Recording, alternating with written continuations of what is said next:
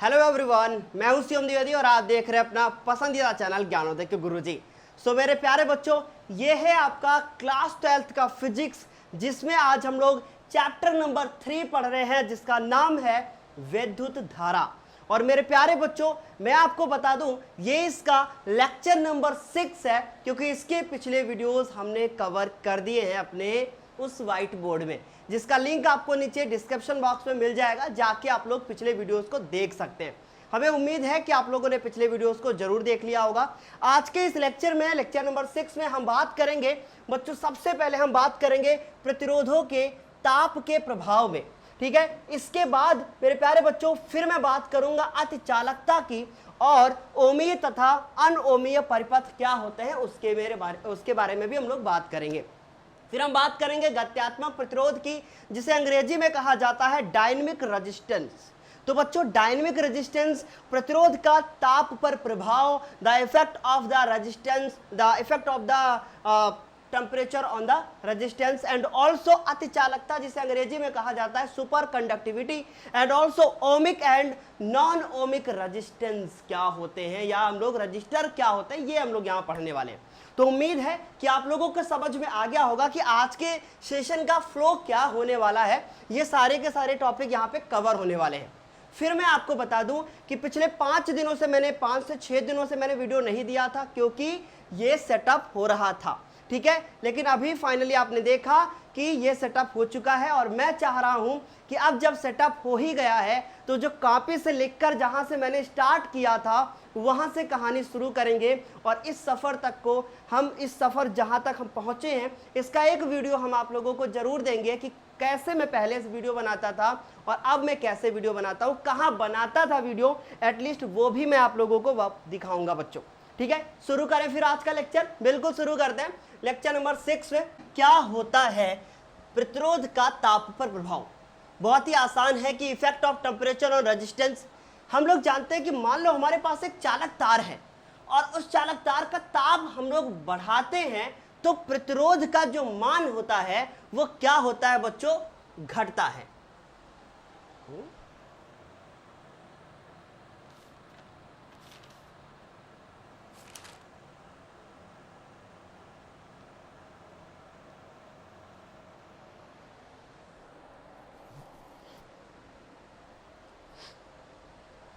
तो हम लोग समझते हैं कि भाई प्रतिरोध का ताप पर प्रभाव, तो समझते हैं हम लोग कि भाई प्रतिरोध का ताप पर प्रभाव आखिर होता क्या है।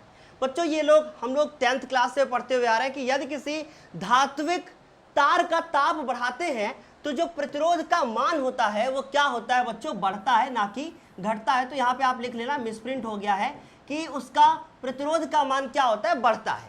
हम लोग ओम का नियम जानते हैं। ओम के नियम के अनुसार जो हम लोग उत्पत्ति पढ़ रखी है बच्चों, की R इज इक्वल टू, बहुत अच्छे से समझना भाई, R is equal to ML और डिवाइडेड बाई, ठीक है, डिवाइडेड बाई NE² और A और उसके बाद टाउ। ये हमने देख लिया। यार अगर मैं इसको ध्यान से देखूं तो ये क्या कहना चाहता है, पहले ये समझते हैं। ये कह रहा है कि अगर आपके पास एक कोई धात्विक चालक तार है, और उस चालक तार का जो प्रतिरोध है ना, वो कितना है बच्चों, A है, उसका R है, और इसके अनुप्रस्थ काट का क्षेत्रफल A है। इस चालक तार की जो लंबाई है वो कितनी है बच्चों, वो हमने बता दी कि हमारी चालक तार की लंबाई L है। इस चालक तार का प्रतिरोध जो है वो R है, इसका द्रव्यमान मतलब मास जो है वो M है, और इसकी लंबाई L है। A हमारा अनुप्रस्थ काट का क्षेत्रफल। ये टाउ क्या है, ये टाउ है हमारा श्रांतिकाल, जिसे हमने पढ़ा था बच्चों कहाँ पे, अपने पिछले वीडियो में, कि भाई टाउ हमारा श्रांतिकाल होता है ना। जो अनुगमन वेग भी पढ़ा था, श्रांतिकाल भी पढ़ा था। और n क्या है, n है हमारा इलेक्ट्रॉनों की संख्या, और E क्या है, इलेक्ट्रॉन पर आवेश है। ये है बच्चों। तो आगे हम लोग इसको कंटिन्यू करते हैं। अगर मैं इसको जरा ध्यान से देखूं तो मैं बोल सकता हूं कि भाई R वो जो इनवर्सली प्रोपोर्शनल मिलता है हमको यहाँ से, क्या, टाउ, ये हम लोगों को मिलता है यहाँ से, कि R is inversely proportional to the tau. ये टाउ क्या है, श्रांतिकाल है, जैसा आपने देखा ही था। तो अगर मैं ध्यान से देखूं, एक फॉर्मूला लिख रहा हूं मैं यहाँ पे, कि यदि स्टेटमेंट लिखूंगा वहां से फॉर्मूला निकलेगा। यदि किसी इलेक्ट्रॉन की, बहुत अच्छे से समझना, यदि किसी इलेक्ट्रॉन की वर्ग माध्य मूल चाल, ये क्या होता है 11th में आपने पढ़ा है कि वर्ग माध्य मूल चाल किसी इलेक्ट्रॉन की वर्ग माध्य मूल चाल, जिसे हम लोग बोलते क्या है, जिसे हम लोग बोलते हैं VRMS, है ना, जिसे हम लोग बोलते हैं VRMS, root mean square velocity. V for velocity, R for root, M for mean, S for square.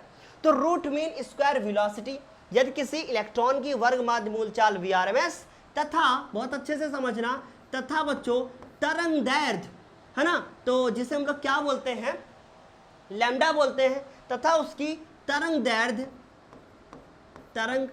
दैर्ध्य जिसको हम लोग बोलते हैं क्या है, वेवलेंथ, है ना, उसकी जो तरंग दैर्ध्य है वो हमने मान ली है कितनी, क्या है, लैम्डा है, ठीक है, जिसे हम लोग बोलते हैं कि माध्य मुक्त पथ, है ना।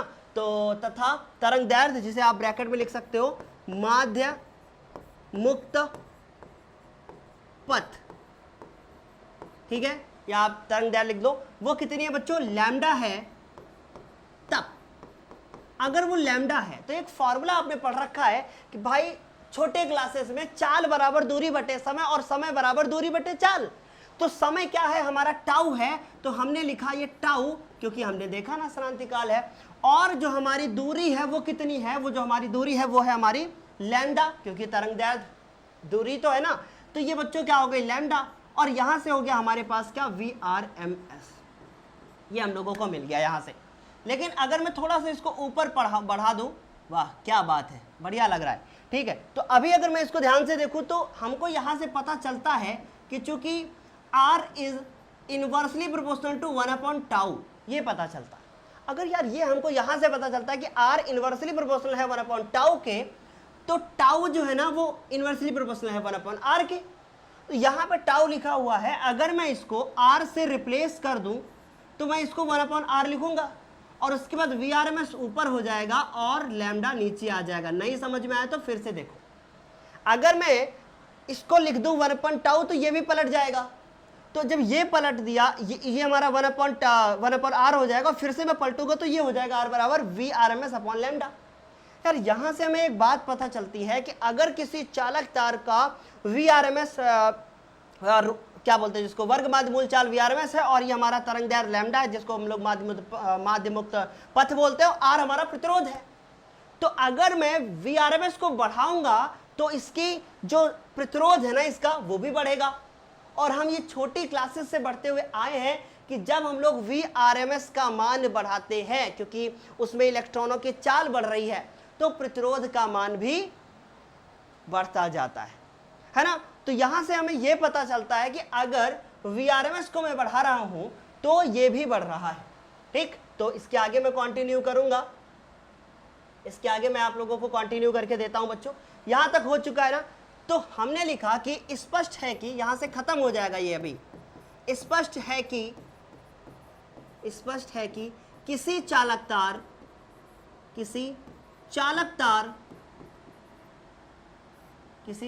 तार की वर्ग माध्य मूल चाल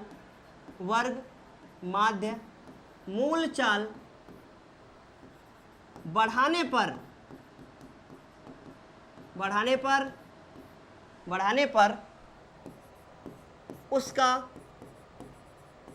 ताप, आप यहां लिख लो जो आपने लिखा ना कि किसी चालक तार का वर्ग माध्य मूल, तो इसको यहां पे आप लिख लो कि चूंकि, ठीक है, तो ज्यादा अच्छा रहेगा, ठीक है, यहां लिख लो चूंकि किसी चालक तार की वर्ग माध्य मूल चाल बढ़ाने पर उसका ताप या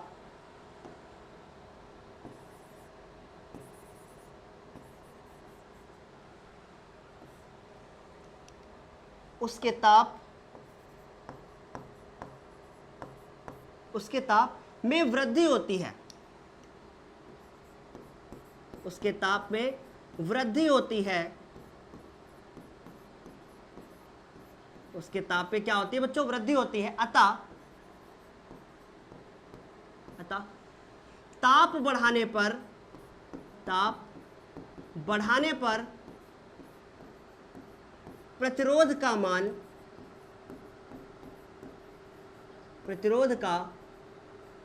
मान बढ़ता है, ये बात हमको यहाँ से पता चल गई कि प्रतिरोध का मान क्या होता है, वो बढ़ता है। ठीक है, उम्मीद है कि आप लोगों को इतना समझ में आया होगा। अभी मेरी राइटिंग थोड़ी सी यार इस पर कम अच्छी बन रही है, धीरे धीरे चल के आगे हो जाएगी अच्छी। आते हैं एक नए पेज पे और हम समझते हैं एक नोट बहुत इंपॉर्टेंट वाला। ठीक है, यहाँ मैं नोट लिखता हूँ। एक्चुअली ये थोड़ा सा हाइट भी इन लोगों ने ज़्यादा कर दी इस बोर्ड की, 3 फीट होता तो ज़्यादा सही था। ठीक है, तो एक नोट करते हैं हम लोग यहाँ पे, अच्छे से समझना। यदि बहुत अच्छे से समझिएगा कि यदि 0 डिग्री सेंटीग्रेड ताप पर, यदि 0 डिग्री सेंटीग्रेड ताप पर किसी चालक का प्रतिरोध, इसमें मुझे ज़्यादा उठना पड़ता है बच्चों, किसी चालक का प्रतिरोध,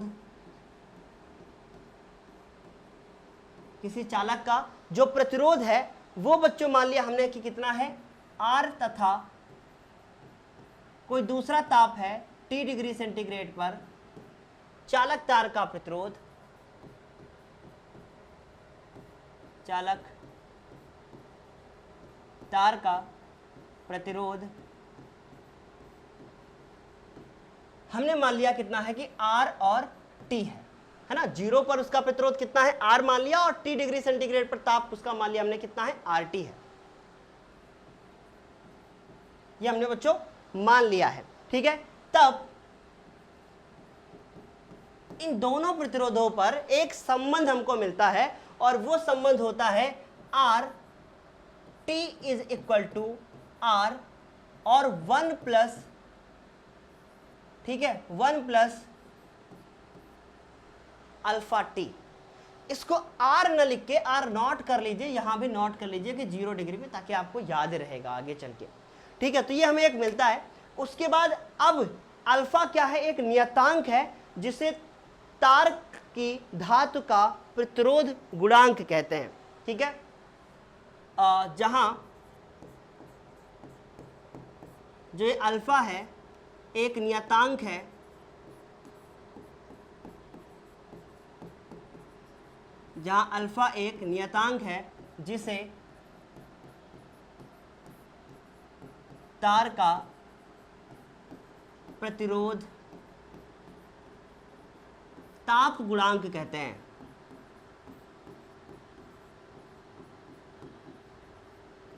प्रतिरोध ताप गुणांक कहते हैं। ठीक है, तो उम्मीद है कि आप लोगों को ये सारी चीजें अच्छे से समझ में आ गई होंगी। अब मैं बताऊंगा आप लोगों को एक बहुत इंपॉर्टेंट वाला, यहां पर नोट बताऊंगा आपको मैं। अधिकांश जो आप देखोगे धातुओं के लिए इसका मान फिक्स होता है। अधिकांश धातुओं के लिए, जो हमारी अधिकांश धातुएं होती हैं, उसके लिए इस अल्फा का मान 1/273 डिग्री सेल्सियस होता है। ठीक है, 1/273 डिग्री, ठीक है, सेल्सियस होता है। ठीक, ये चाहो तो आप लिए हटा के एक ही लाइन में कर लेना। अब इसके बाद हम आगे बढ़ते हैं। तो यहां से जब यार ये हमको पता चल गया कि ये होता है, तब यहां से हमें एक बात का अंदाजा मिलेगा कि R T बराबर R नॉट और उसके बाद 1 प्लस, और इसका मान हमने लिख दिया कि 1/273 डिग्री सेल्सियस, है ना। तो इसके जगह पे हमने क्या लिख दिया, T। इतना हो जाएगा। ये यहाँ से हमारे पास क्या आएगा, मेन फॉर्मूला आ जाएगा बच्चों। उम्मीद है कि आप लोगों को इतना तो अच्छे से समझ में आया ही होगा। ठीक, अगर आपको बहुत अच्छे से समझ में आ गया है देन आप मुझे बोल सकते हो, समझा सकते हो, बता सकते हो। ठीक है, क्या इतना समझ में आया है ये आप लोगों को बता देना है बच्चों। क्लियर, आ गया समझ में? आगे बढ़ते हैं। अब एक चीज देखो, ये RT जो होता है वो हमेशा क्या होगा, ग्रेटर होगा। क्यों? ये चीज इसमें मल्टीप्लाई हो रही, मतलब गुणा हो रहा है। ठीक, क्योंकि यहां से जो आएगा आपका आंसर वो 1 से ज्यादा ही आएगा, मतलब ये ब्रैकेट आपको 1 से ज्यादा ही आंसर देगा हमेशा। जब यार ये 1 से ज्यादा हमेशा आंसर देगा तो फिर वो मल्टीप्लाई करेगा इसको, इसका मतलब ये ज्यादा होता है और ये वैल्यू हमारी कम होती है। ये बात तो हमको यहाँ से पता चल गई। ये क्वेश्चन यहाँ से MCQ आ सकता है। एक लाइन और लिखेंगे, उसके बाद फिर ये एंड कर देंगे हम लोग यहाँ से। ठीक है, अभी मैं बहुत बड़ा बड़ा लिख रहा हूँ, मैं कोशिश करूंगा कि अगली बार वहां तक मेरा हाथ जाए, ठीक है। मैं नीचे नीचे कुछ डालना पड़ेगा, मुझे थोड़ा हाइट मेरी अपनी बढ़ानी पड़ेगी। चलिए अभी हम कंटिन्यू करते हैं, ठीक है। तो एक छोटा सा नोट लिखना है कि क्योंकि R जो है वो डायरेक्टली प्रोपोर्शनल है किसके, T के, है ना। अतः स्पष्ट है कि धातु के तार का प्रतिरोध उसके परम ताप T के अनुक्रमानुपाती होता है, ठीक। अतः रुक जाओ, एक सेकंड वेट करना। मैं आपको कुछ बताऊंगा पहले, बस एक सेकंड वेट करना, उम्मीद है समझ में आएगा।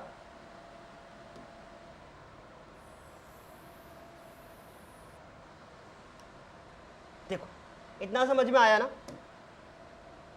हम आपको पहले इसमें कुछ बताते हैं, अच्छे से समझना। R जो T है, अगर मैं इसमें एलसीएम ले लूं तो एलसीएम लेने के बाद यहां से आएगा 273 और उसके बाद प्लस आएगा बच्चों T और उसके बाद ये आ जाएगा अपॉन में 273, ठीक। यार ये जो T था हमारा, जो T था वो किस में था, T का मान किस में था, ये सेल्सियस में था, है ना, ये डिग्री सेल्सियस में था।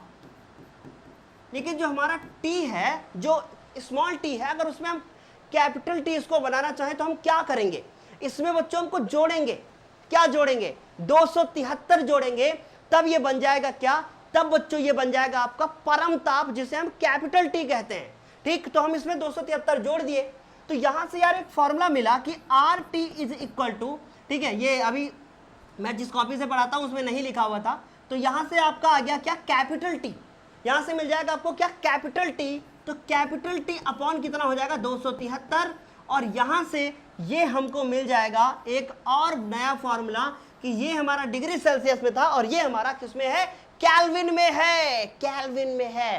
केल्विन में अगर किसी चीज को निकालना होता है, मान लो आपको कोई चीज डिग्री सेल्सियस में दी गई है, मान लो 25 डिग्री सेल्सियस दिया हुआ है ताप, ठीक। अब अगर मान लो आपको केल्विन में निकालना है, देन आप कुछ नहीं करोगे, इस 25 में 273 को जोड़ दोगे और आपका आंसर आ जाएगा बच्चों 298, और यही आपका आएगा किसमें, केल्विन में। ये किसमें आएगा, केल्विन में आएगा। तो ये करना पड़ता है। उम्मीद है इतना समझ में आया होगा। आगे बढ़ते हैं अब हम लोग, ठीक है, आगे बढ़ते हैं, बस थोड़ा सा बचा हुआ है, इसको हम लोग लिखेंगे अच्छे से। चलो तो हम लोग लिखेंगे कि क्योंकि R जो T है वो डायरेक्टली प्रोपोर्शनल हमें दिख रहा है किसके, T के। भाई देखो ना, T के डायरेक्टली प्रोपोर्शनल है कि नहीं RT का मान। तो अतः स्पष्ट है कि किसी चालक तार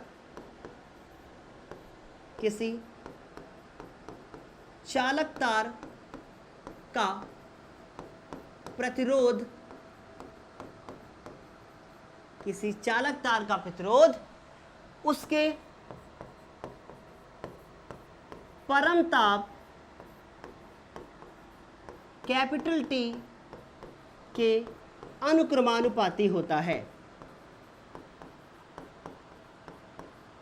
अगर मैं ये वीडियो अपने घर पे बना रहा होता तो मैं अपने घर में इतने पसीने में ना डूबा होता जितने पसीने में आज मैं डूबा हूँ यहाँ पे, कि मेरा पूरा शर्ट गीला है, मेरा पूरा चेहरा गीला है, जैसा आप देख ही रहे हो बच्चों।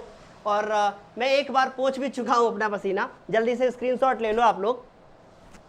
इसके पीछे का रीज़न है यार, रीज़न ये है कि जहाँ से मैं वीडियो बना रहा हूँ, ठीक है, वहाँ पे मैं एसी वगैरह भी नहीं लगा सकता हूँ, ठीक है, क्योंकि वो रेंट पे है सब कुछ। तो इस वजह से अभी मेरी बात हुई है कि एसी के बारे में, लेकिन अभी उन लोगों ने कुछ सजेशन ऐसा कुछ भी मतलब नहीं बोला है। जब तक नहीं होता है कुछ, तब तक तो मैनेज होगा ही, ठीक है। चलो उम्मीद है समझ में आया होगा। आगे कंटिन्यू करते हैं। अब मुझे एक बात बताना यार, ये जो टॉपिक अभी इससे पहले मैंने आपको कवर करके दिया है, मुझे नहीं लगता कि आप लोगों को इसमें जरा सा भी कहीं डाउट होगा। प्रतिरोध का ताप पर प्रभाव पूरा समझ में आया होगा। आगे कंटिन्यू करते हैं और अब हम समझते हैं बच्चों कि अतिचालकता क्या होती है, जिसे हम लोग अंग्रेजी में सुपर कंडक्टिविटी कहते हैं। क्या होती है ये सुपर कंडक्टिविटी? अच्छे से समझते हैं, बहुत आसान है। कुछ पदार्थों में ताप तथा विशिष्ट प्रतिरोधों के बीच एक असामान्य गुण पाया जाता है। जैसे जैसे पदार्थ को ठंडा किया जाता है, पदार्थ का विशिष्ट प्रतिरोध भी घटता जाता है। पदार्थ का विशिष्ट प्रतिरोध भी घटता जाता है। याद करो, जब आप क्लास 10th में थे तो मैंने आपको बताया था कि जो ये विशिष्ट प्रतिरोध होता है, इसका मान केवल एक चीज पे निर्भर करता है, और वो है बच्चों ताप। क्योंकि अगर ये आपका लोहे का पेन है, ठीक है, तो इस लोहे का एक विशिष्ट प्रतिरोध होगा। अगर इसके ताप को हम लोग ना बढ़ाएं तो इसका मान फिक्स होगा। ये बात आपने क्लास 10th में पढ़ी थी, एनसीईआरटी बुक में लिखा हुआ था। लेकिन मैं फिर आपको बता दूं कि अगर इस चालक तार का ताप हम बढ़ाते जाएंगे तो इसका जो प्रतिरोध होगा वो भी बढ़ता जाएगा। लेकिन बात करते हैं कि कुछ पदार्थों में ताप तथा विशिष्ट प्रतिरोध के बीच एक असामान्य गुण पाया जाता है। जैसे जैसे पदार्थ को ठंडा करेंगे, पदार्थ का विशिष्ट प्रतिरोध भी घटता जाएगा। इसका मतलब है कि ताप अगर कम कर रहे हैं तो विशिष्ट प्रतिरोध भी कम हो रहा है। उसके बाद देखो, इस घटना को हम लोग क्या बोलते हैं, नहीं, फिर उसके बाद परंतु एक विशेष ताप से नीचे ताप पर ठंडा होने से विशिष्ट प्रतिरोध तेजी से घटकर शून्य हो जाता है, जिसको हम लोग बोलते हैं सुपर कंडक्टिविटी। भाई कंडक्टिविटी क्या है, चालकता क्या है? भाई इलेक्ट्रॉन का फ्लो होना। भाई इलेक्ट्रॉन का फ्लो होना ही क्या कहलाता है, चालकता कहलाता है। यार अति चालकता क्या है? किसी चीज की अति हो गई। अति का मतलब समझते हो ना, कि भाई अभी चालकता था, समझ रहे थे कि इलेक्ट्रॉन्स जो हैं वो अभी धीरे धीरे फ्लो करना कम कर देंगे तो उसका प्रतिरोध भी कम हो जाएगा। लेकिन अगर एक साथ इलेक्ट्रॉन बहुत तेजी से फ्लो करना बंद कर दें तो क्या होगा, उसमें चालकता उसकी शून्य हो जाएगी, धारा बहेगी ही नहीं। इसका तो यही मतलब हुआ ना बच्चों कि अगर किसी भी चालक तार को ठंडा करते हैं तो उसका विशिष्ट प्रतिरोध घटता जाता है। लेकिन अगर हम लोग उसको एक साथ इतनी तेजी से मतलब उसको ठंडा कर दें और अचानक से एक ऐसा समय आए जब प्रतिरोध उसका घटकर शून्य हो जाए, this process is called super conductivity, जिसे हिंदी भाषा में कहा जाता है अति चालकता। आगे बात करते हैं बच्चों, इस ठंडे पदार्थ को अतिचालक कहते हैं। तो मतलब जो ठंडा पदार्थ होता है उसको हम लोग अतिचालक कहते हैं। यह घटना 0.1 केल्विन से, के का मतलब है kelvin, kelvin is the unit of the temperature. Kelvin किसी भी किसी ताप की क्या है, एक देखो ये अंग्रेजी और हिंदी में हम जरा कंफ्यूज हो जाते हैं, ठीक है, तो समझना। मैंने बोला कि ताप का मात्रक है, ये मात्रक वर्ड याद नहीं आ रहा था क्योंकि अभी ना अंग्रेजी भाषा को पढ़ा के ना हमारी हिंदी जरा दूर होती जा रही है। तो ये हमने बोला कि ये क्या है, एक मात्रक है। किसका मात्रक है बच्चों? ये मात्रक है किसका? ताप का। और ये एक एसआई मात्रक है। एसआई मात्रक याद रखना, ये एसआई मात्रक है, बहुत ज्यादा बच्चों को नहीं पता होगा, ठीक है। अब उसके बाद देखो, न्यूमेरिकल जितने करोगे डिग्री सेल्सियस में नहीं होंगे, हमेशा केल्विन में ही होगा, स्पेशली जब तक कहा ना जाए कि हाँ ये डिग्री सेल्सियस में ही है ऐसा फॉर्मूला। अब देखो 0.1 केल्विन से 10 केल्विन के बीच होती है, इसका मतलब इससे ज्यादा कम नहीं होगा, इससे ज्यादा नहीं होगा। तो पारे का प्रतिरोधकता, पारे जो हमारा मरकरी जिसको हम लोग बोलते हैं हिंदी में, जो हमारा पारा होता है, उस पारे की जो प्रतिरोधकता है, अच्छे से समझना, पारे की प्रतिरोधकता 4.2 केल्विन ताप पर अचानक से शून्य हो जाती है। जो मरकरी होता है उसकी प्रतिरोधकता कितनी हो जाती है? शून्य हो जाती है जब मरकरी का टेम्परेचर 4.2 केल्विन होता है। याद रखो इस बात को, 4.2 केल्विन का मतलब इसमें 273 घटाओगे। समझ सकते हो आप लोग कि माइनस की बात कर रहे हैं। लगभग 269 डिग्री सेल्सियस की बात हो रही है यहाँ पर, 269 भी नहीं है, 268.8 ही होगा घटाने के बाद। अब वह ताप जिस पर यह घटना होती है इसको कहते हैं संक्रमण ताप। इसका मतलब पारे का संक्रमण ताप ये है बच्चों 4.2 केल्विन। वह ताप जिस पे अतिचालकता की घटना होती है, मतलब टेम्परेचर घट के शून्य हो जाता है, उसको कहते हैं हम लोग क्या? संक्रमण ताप। ठीक है, समझ गए ना?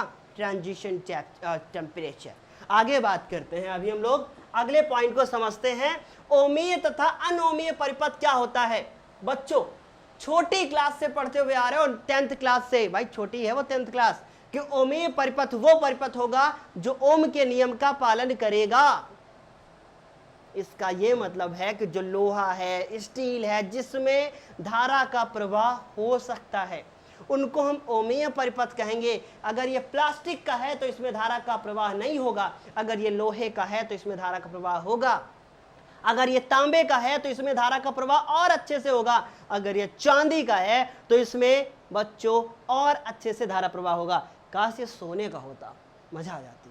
ठीक है, अभी देखो, जो परिपथ ओम के नियम का पालन करते हैं उन्हें हम लोग क्या कहते हैं? ओमीय परिपथ कहते हैं।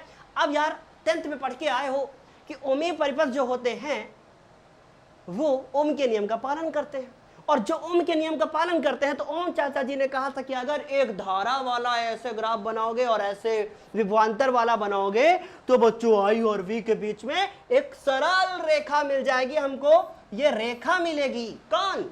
ओम ने कहा था, बड़ा प्यार था ओम को रेखा से, है वो याद रखना, वो एक पिक्चर में है रेखा ना वो। तो आई और वी ये धारा है, ये विभवांतर है। बच्चा बच्चा जानता है कि वी मतलब विभवांतर होता है, आई मतलब धारा होता है। और अगर इस y एक्सिस, ये हमारा x अक्ष होता है, ये हमारा y अक्ष होता है, इसके बीच में आई और वी के बीच में ग्राफ खींचा तो हमको कैसा मिलेगा? एक सरल रेखा मिलेगी। लेकिन अगर हम लोग एक आई और वी के बीच में ग्राफ खींचे और वो एक सरल रेखा हमको ना मिले, देखो झुक गई, इसका मतलब है कि ओमीय परिपथ नहीं था। इसका यह मतलब है कि ओमीय परिपथ नहीं है। ये सिंपल सा है कि ओमीय परिपथ वे होते हैं जो ओम के नियम का पालन करते हैं, अनोमीय परिपथ वो परिपथ होते हैं जो ओम के नियम का पालन नहीं करते हैं। इनको अंग्रेजी में कहते हैं नॉन ओमिक रजिस्टर सॉरी। ठीक है, तो समझ गए होंगे कि रजिस्टर होता है बच्चों कि प्रतिरोधक तार। आए समझ गए? चलो आगे बात करते हैं। उन्हें हम लोग अनोमीय परिपथ कहते हैं, अंग्रेजी भाई इसको हम लोग नॉन ओमिक रजिस्टर कहते हैं। अब एक सरल रेखा प्राप्त होती है जब हम लोग ग्राफ खींचते हैं जो ओम के नियम का पालन करते हैं, और एक सरल रेखा नहीं प्राप्त होती है इसके बीच में। समझ गए? आगे बढ़े? बिल्कुल आगे बढ़ते हैं। अब यहां पे आ जाओ। यहां पे आपने देखा कि गत्यात्मक प्रतिरोध क्या है, जिसे हम लोग बोलते हैं डायनेमिक रेजिस्टेंस। डायनेमिक, अभी तक हम लोग कितने रेजिस्टेंस पढ़ चुके हैं? बहुत सारे। तो इसमें देखो लिखा है, यदि अनओमीय परिपथ के किसी खंड के वैद्युत विभवांतर में किए गए छोटे परिवर्तन डेल्टा वी, और जिसको हम डेल्टा और डेल दोनों बोल सकते हैं according to NCERT official book, मैं गलत नहीं था, झुकेगा नहीं मैं। तो बच्चों ये क्या हो गया? ये डेल्टा वी जिसको हम डेल वी भी पढ़ सकते हैं, और आई वी में परिवर्तन हो तो डेल वी और आई का अनुपात क्या कहलाता है?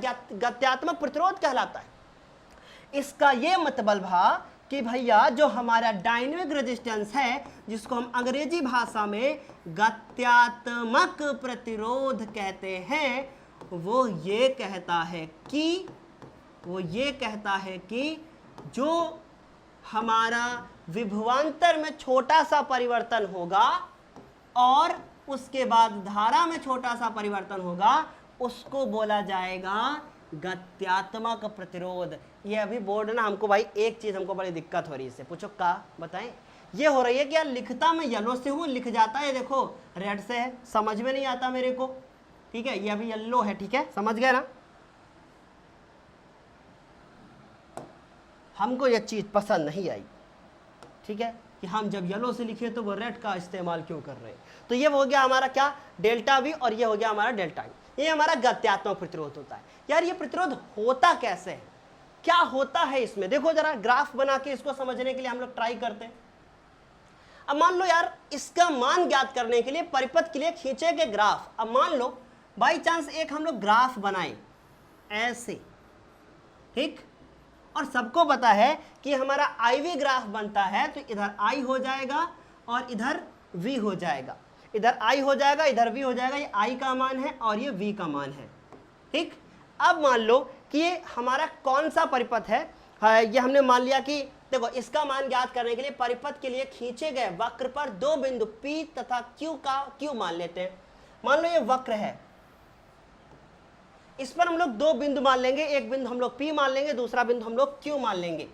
एक बिंदु हम लोग P मान लेंगे और दूसरा बिंदु हम लोग Q मान लेंगे, ठीक है। तो एक बिंदु हमने यहां मान लिया बच्चों क्या, P, ठीक है, इसको हमने P मान लिया, और एक बिंदु हमने यहां पे मान लिया Q। देखो इसका मान ज्ञात करने के लिए परिपथ के लिए खींचे गए वक्र पर दो बिंदु P और Q मान लेते हैं, P से V अक्ष के समांतर, जो P है उससे V अक्ष के समांतर एक रेखा खींचेंगे। तो यार ये जो P माना है ना मैंने, थोड़ा बहुत पास हो गया है, इसको हम जरा दूर करत हैं, ठीक है, डरना नहीं, ठीक। यहां मान लिया बच्चों, मान लो हमने P, तो ये P से Y अक्ष के समांतर एक रेखा खींची और Q से I अक्ष के समांतर एक रेखा खींची, ऐसे इसके समांतर एक रेखा हम लोगों ने बच्चों खींच दी। उम्मीद है समझ में आया होगा इतना।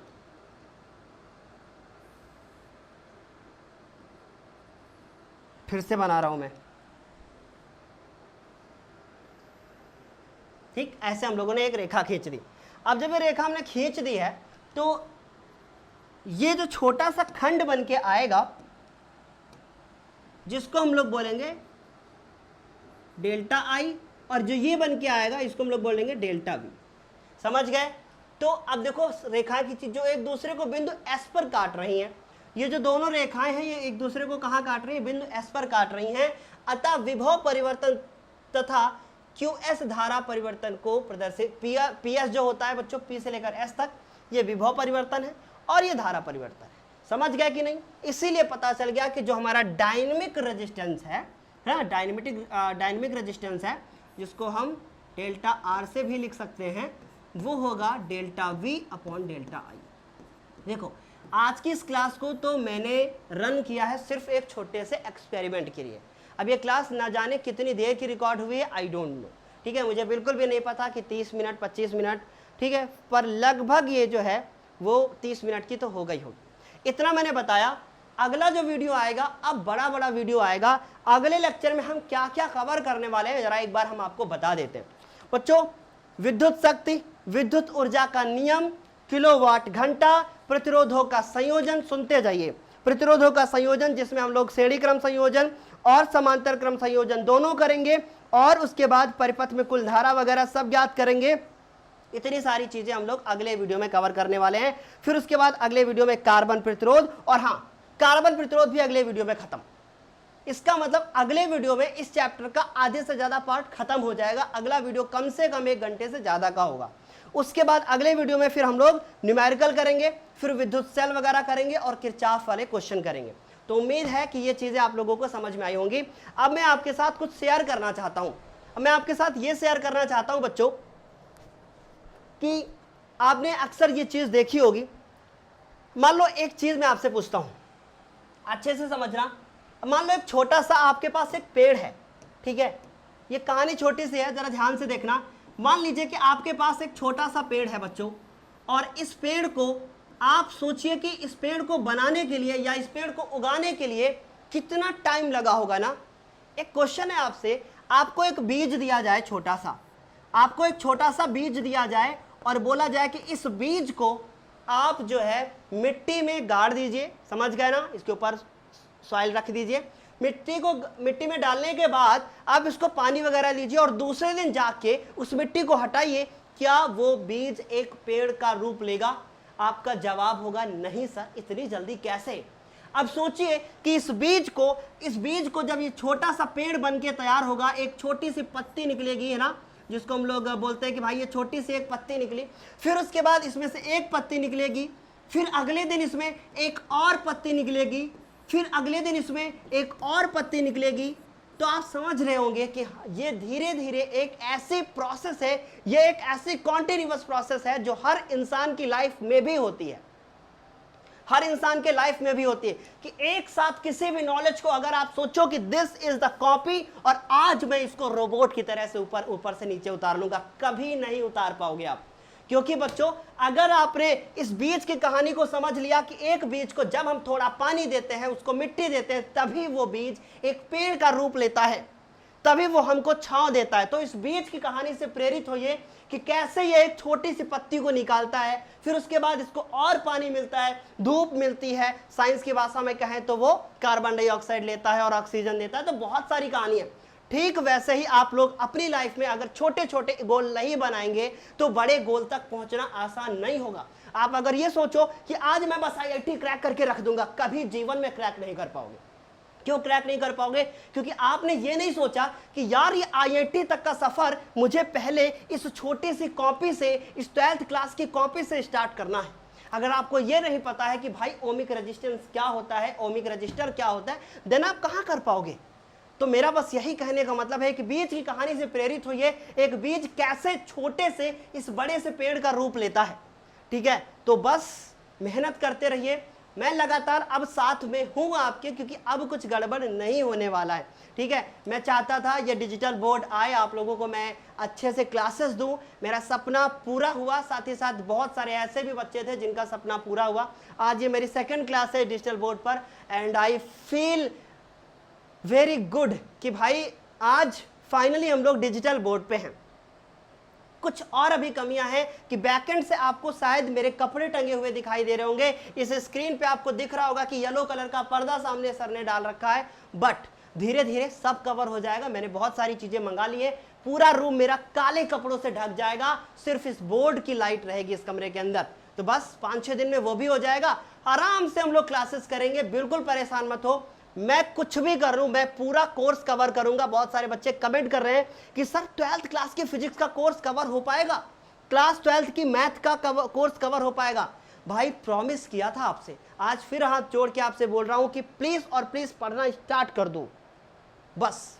ठीक है, ताकि ये चीजें आगे अच्छे से कवर हो जाए। आज के लिए इतना ही, तब तक के लिए thank you so much, bye bye, take care.